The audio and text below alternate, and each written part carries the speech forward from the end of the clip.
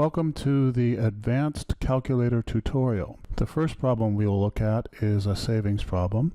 So, how much money will you have in the bank at the end of 6 years if you save 500 baht a month and receive an interest rate of 6% compounded quarterly? Well, in this case, A is what we're looking for, the money at the end. The payment is 500 baht. The rate is 6% divided by 4, which is 1.5%. So I simplify that first to make my life easier in the calculator. Now we have 6 years and 4 compoundings per year, which is 24 compounding periods.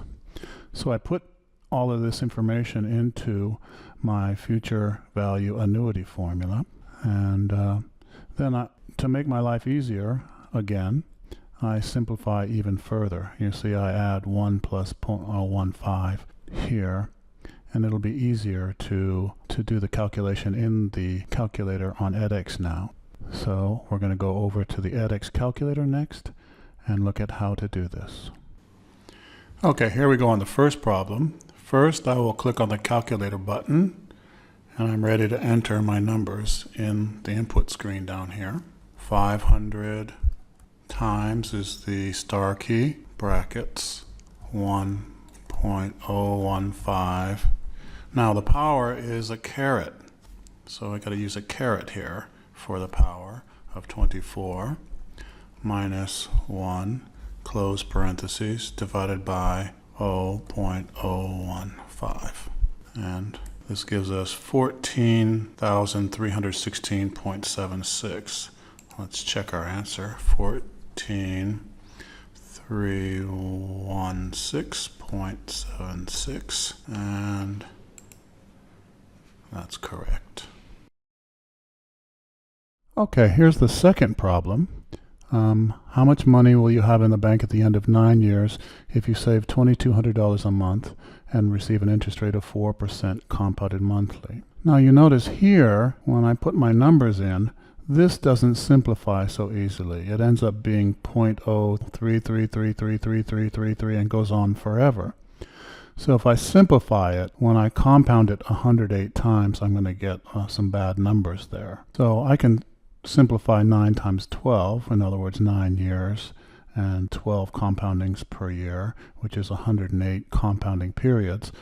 But I'm going to leave this alone, and I'm not going to simplify it so that I get a accurate calculation on my calculator. And here's what I end up with. You see, I've not simplified here. So let's go back to the edX calculator and see how we will enter this. Okay, now you can see I've typed everything in down here in the calculator, and I'll show you what I've done. We've got 2200, star key for times, 1 plus, I don't write 0.04, I just write 0.04, just to save a little time, divided by 12, and again the caret key gives me the power of 108 minus 1, and then close parentheses. Notice I got 2 parentheses here, just like in the original problem. 1, 2 parentheses, 1, 2 parentheses over here. And then I close the parentheses, that's this parentheses here, and then divide, and then I need another parentheses, 0.04 divided by 12, 0.04 divided by 12.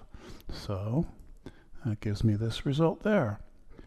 So why don't you pause the video here again and go try the problem number 2.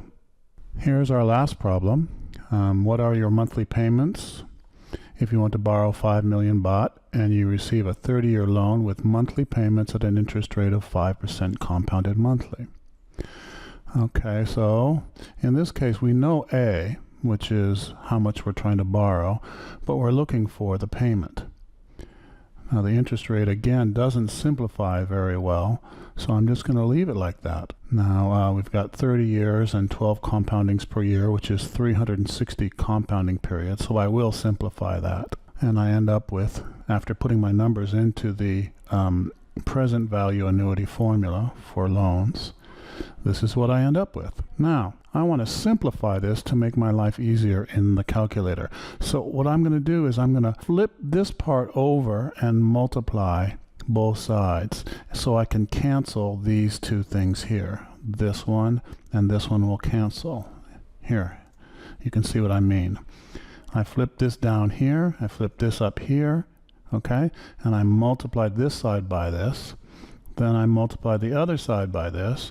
Now I can cancel here and cancel here, and I'm left with simply this here.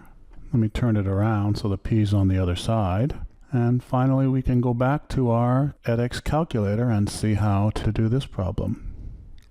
Okay, once again, we're going to look at what I've done in the edX calculator. I've typed in 5 million times. I need brackets around 0.05 divided by 12. I'm going to divide it by a new bracket. That's this bracket here. Okay, that's this bracket here. 1 minus, and then this bracket here, 0.05 divided by 12. You notice I added the 0.05. It's not necessary, but you can use it. 0.05 divided by 12, close parentheses, and then again the power is the caret symbol, and we've got to be sure to do the negative 360 here, and then we need the close parentheses down here. Then we click our equals and we get this answer here. So why don't you go ahead and try problem number 3.